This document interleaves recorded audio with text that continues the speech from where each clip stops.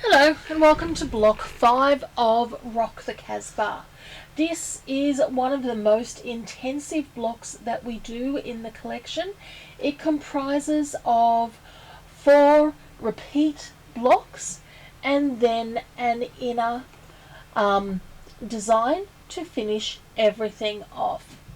I love the swirl pattern that we've done for our continuous quilting here, and we've actually done this on both sides. So you're going to do quilting in the dark green, and you're also going to do it in the same color as your backing fabric.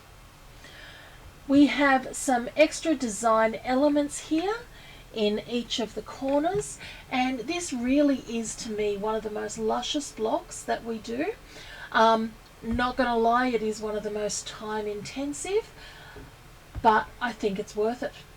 So let's get started. So to begin with, we've got our cutaway stabilizer, and I'm going to thread my machine with wash away thread, and I'm laying a piece of embroiderer's felt on top and stitching around, and that is colorway 1. What we're now going to do is, with a sharp pair of scissors, and I generally find I need a slightly larger pair than the regular scissors that I use for trimming away applique, just because the embroiderer's felt and the wadding end up a little bit thicker. I'm going to come through and trim away the excess felt from around the design. And what this means is all of that is not going to end up in our seams, thus making our seams bulky.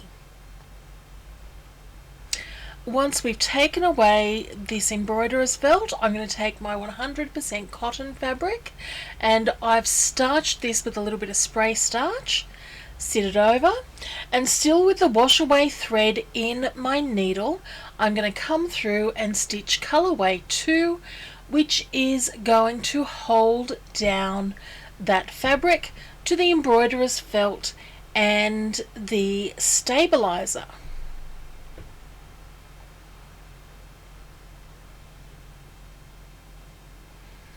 Okay. Smooth out as you go, just to make sure there's no bubbles in it. And then we're ready to move on.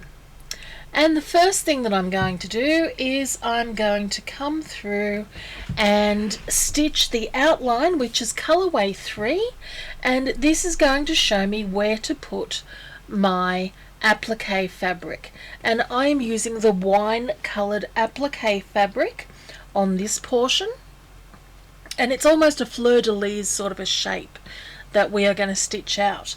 So colorway 4 is going to hold that down, and then I'm coming through with my trimming scissors, the squeeze scissors that we sell, and I'm going to trim away all of that excess fabric. I apologize for the fact that you've got to look at my hands as I do this, but it's always good to trim away as close as you can. Once I've trimmed that away, I'm going to now stitch, and I've got the wine colored thread in my needle, bobbin fill on the bottom, and I'm going to come through and stitch colorway number 5, which will hold down and do the satin stitching around this object. Now, the way that I do applique is that it has an underlay stitch as well as the satin. It then has a finishing stitch of a triple run stitch around each of the elements, or around all of the applique, just to finish it off beautifully. If you find that your applique is not being completely covered by the stitching, there are 2 things that it could be. First one is tension. The second one is the way that you have trimmed.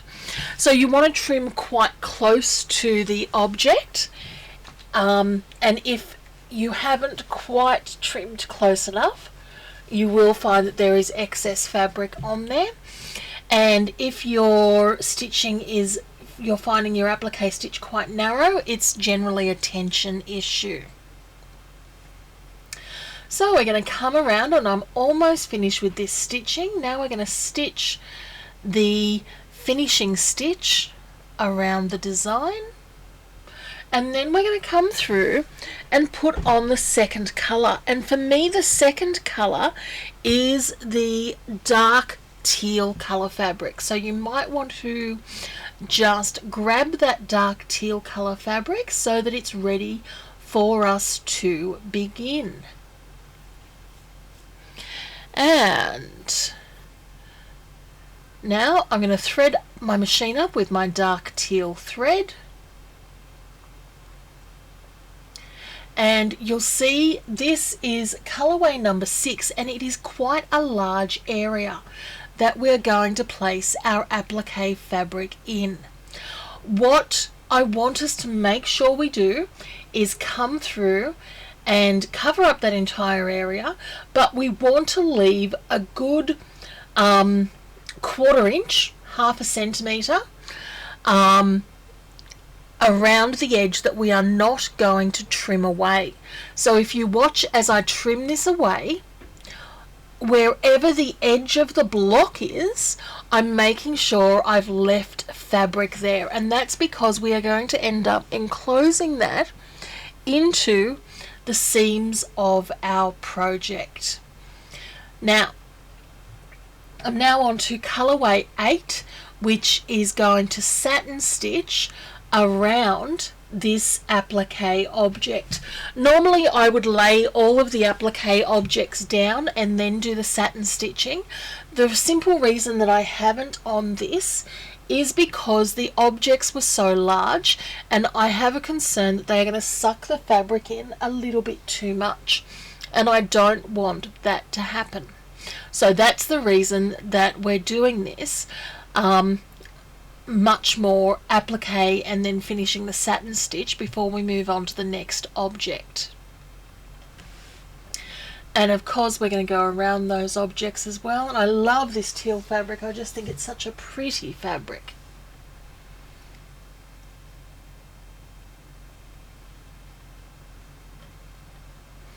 Okay, so now I'm going to come through and thread up with the deep pink colour thread, and I'm going to stitch colorway 9.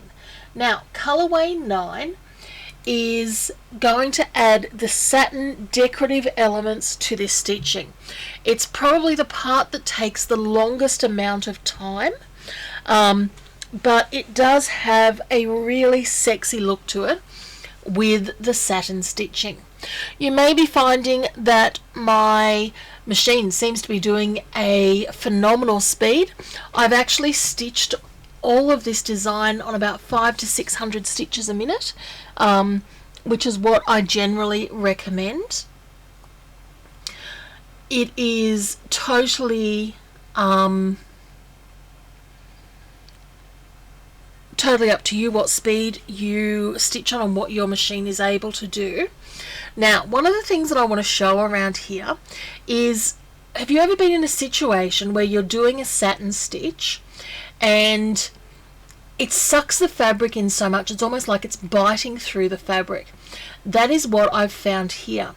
As you can see, I've just used my fingers there to hold down that little bit of the satin, and it's just when I am at a completely straight angle along my block. But I'm going to come through and I want to show you what happened, because my theory is if I've made the mistake, I figure there's a chance that others will as well. So everything's going perfectly as it is at the moment, but we're almost to the point where we're going to be on a straight across, and you can see it there just sucking in and biting that fabric through. So that is what I'm not happy with. What I'm going to do is remove my hoop, and I'm going to undo some of those stitches. Then I'm going to undo them from the back as well. Excuse me while I just trim those away. And what I want to do is just not have that fabric puckering in. So the way that I have solved that is that when I am on that particular section, and now I'm going backwards, whenever you go backwards, always make sure you go about 10 or 20 stitches further than you think you will, just so that you lock it. And I am holding gently down with my pink thing or my coloured thing and my fingers the fabric. You don't want to press hard enough that it is going to alter the hoop's movement, but I just don't want it to chew into that fabric either. So do be aware of that particular section. Once we've done that part, it's all steam ahead for the rest. So we just come through and we finish off that side there. Now there was an awful lot of stitching on this block. It probably took about 1:20 to complete. So I would recommend not starting this block when you know you are about to head out in the next hour or so. But I do love the way the colours came together. And you can see even here, while it's still on the machine, you can see how the light is catching that satin stitch area.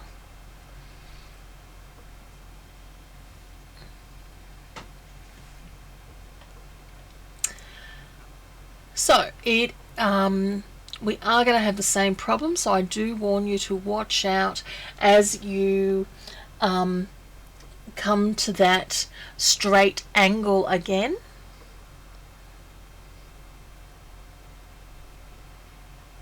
I'd like to say I make mistakes on purpose so that I can show you things that might happen. That wasn't the case at all, and I want to be honest. Things stuffed up and I just wanted to fix them, and therefore I thought I'd show you guys how I fixed them as well. And doing something like just using my little coloured thing to hold that down is always a great idea, just because it is useful and it does keep your fingers out of the way. I'm a demon for using my fingers wherever I can, simply because I've always got my fingers with me. If I could work out how to use my fingernail as a screwdriver, I absolutely would. And here we are again. So what I'm using is I've got my purple thing here, but I feel like I've got more control with my fingers. And then we are over that section and everything stitches fine. Now, while we're doing all this deep stitching, it is worth getting our backing fabrics together. Make sure you press your backing fabric well. You really don't want it crumpled on the back. We'll try and keep it as nice as possible.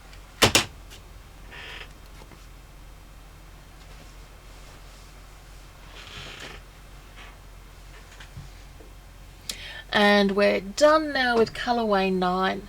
So I'm going to change to the lighter teal thread and stitch colorway 10, which is a leaf pattern. It's going to go in the corner here. I love the stitching on this one. It's just such a pretty teal color. And then I'm going to come back to the dark teal and stitch colorway 11, which is showing semicircles that we are then going to use to match up our blocks. And we are now finished the actual embroidery. So I can take the hoop off, and what I want to do is take my wadding, lay my wadding on the back, and then stitch colorway 12 to hold it down. Same as we did with the embroiderer's felt, we then want to trim away all of the excess so that it is not going to sit in our seams. Once I've done that, I will take my backing fabric and lay it over the top before I return the hoop to the machine, and we are ready to stitch out colorway 13, which is going to hold that fabric onto the project, and of course that is again with our wash away thread. So I can now change to my white quilting thread, and as you might have remembered from other blocks, I'm using a white embroidery thread. It is polyester. I am using bobbin fill to stitch the back, but you can choose to quilt with whatever threads you would like. The quilting in this block, there's about 3 blocks that the quilting is done over coloured fabric as well, so there's actually 2 sections of quilting here, and I'll be changing to the dark teal to do the second set of quilting as we go along. The quilt that we've used, the quilt design, is a swirl design. It is quite detailed. It just sits in beautifully within this design and all of the curves within this design. What you will find when you do a block that is large such as this is that you are going to and sorry, I've just totally lost my range of thought there. Sorry, now I'm going to change over to my dark teal to do the last of the quilting. When you're quilting in a darker colour, you are going to see just a slight element of that darker colour on the back of the design. Don't stress too much about that, it's all good.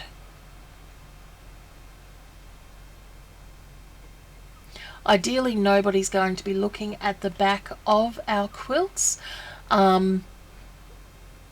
and if they do, I find that it's a really small price to pay for a beautiful finish on my project.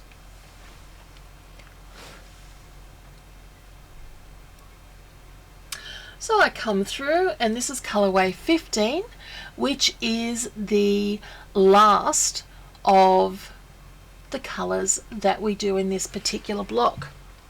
While this quilting is going on, you could also grab together your tearaway stabilizer, embroiderer's felt and fabric ready for block 5B that we are going to stitch.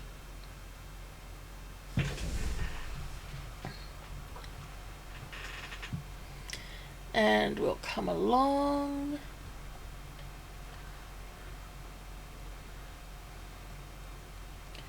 Now, once we've done this, we're going to create another 3 of them. We need 4 blocks to create the Uber block for this quilt.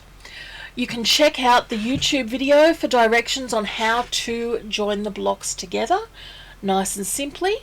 And then we are going to come and start 5B, and 5B comes through and it creates the second design. So I'm up to colorway 3 now. We're just going to come through and one by one add each of these leaf-like elements onto the side. We are going to trim as we go.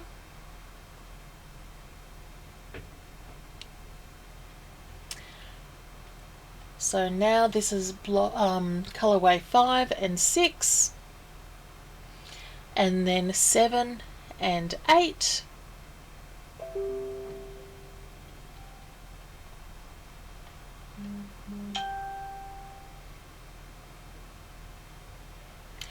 And colorway 9 is going to add the satin stitch to all of these leaf designs. You can use a smaller hoop. My hoop is, and the size of the design is 127 by 127 millimeters on the 9 by 9 size, so I've used my 140 by 140 hoop for this particular one. Always use the smallest hooping area that you possibly can. It's just a great way to make sure that you are always A, saving fabric and stabilizer, and B, you'll get a much better result. So we'll come through and we're up to the satin stitching on the third point now. And this 5B design is going to sit over the middle of the 4 blocks brought together.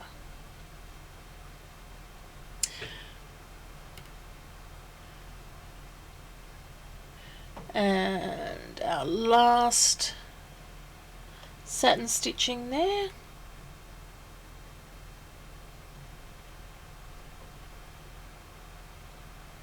And of course the regular finishing off stitch. Now I'm going to stitch colorway 10, which is going to outline where to place the applique. Colorway 11 is going to hold down the applique fabric, and it's going to hold it down in 2 different circles. If you want to show white in the middle of your design, you can cut out the center circle as well. I've actually left mine there just because I decided I wanted to have the pink all the way through. And the final color, which is colorway 12, is going to satin stitch around our object.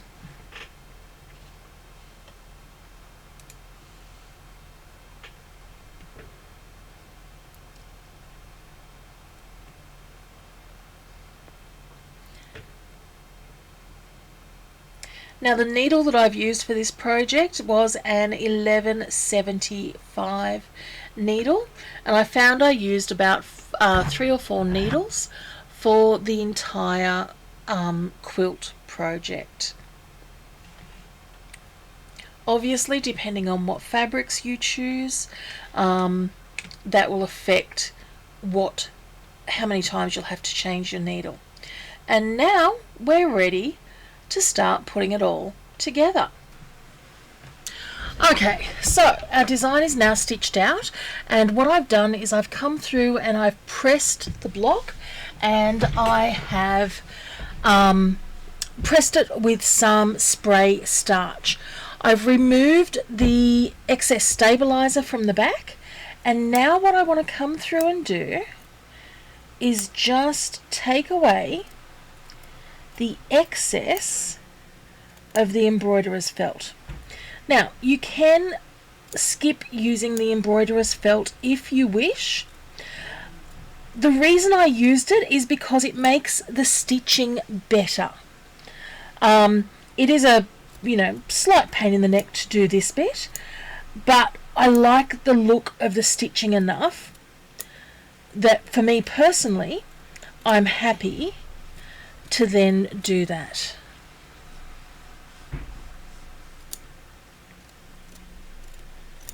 Okay, and you can see it's not taking that long.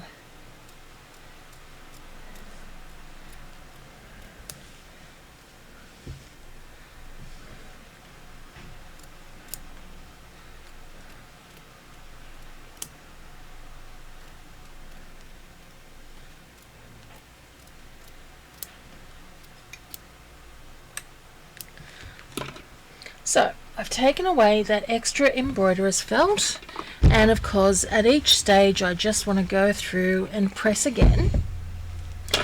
And now what I'm going to do is come through and trim, and I'm leaving probably a little bit more than 1/4 inch.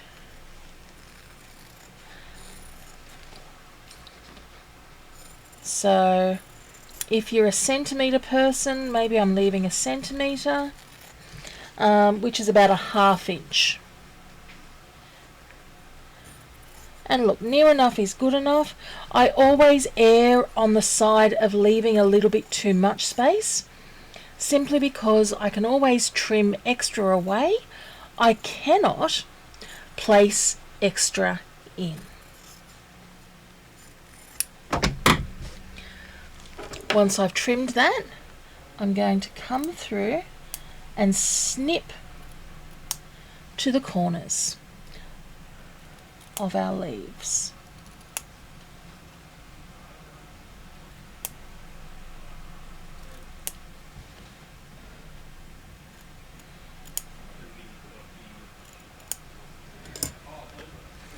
Then I'm going to sit here with my iron and I'm going to start pulling these pieces around and setting that with the iron.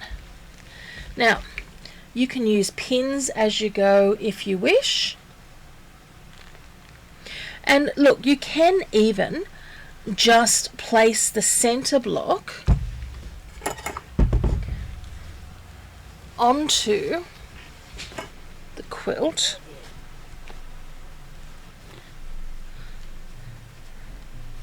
So if I look here, my center blocks are going to go, there, and you can see that's going to cover up all of that beautifully. So what I could do is pin this on and then fold the fabric under as I stitch around. So I really don't mind what way we do this. It is whatever way works best for you, and I'm thinking based on the size of my iron that I am going to be better doing it this way, whereby I pin, and the trick is always to make sure that that center point is going to be in the right place.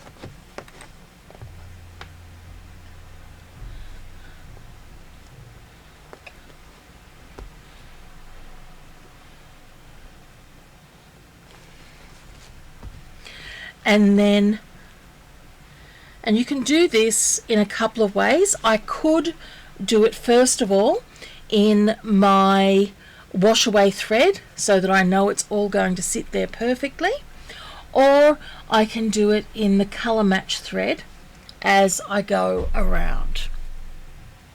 Okay, let me stitch this on the sewing machine. And here we have our completed block. I am loving the way that the 5B design covers up those initial joins and really gives you just that perfect finish to the block. I hope you've enjoyed this project. Join us next month for the next one.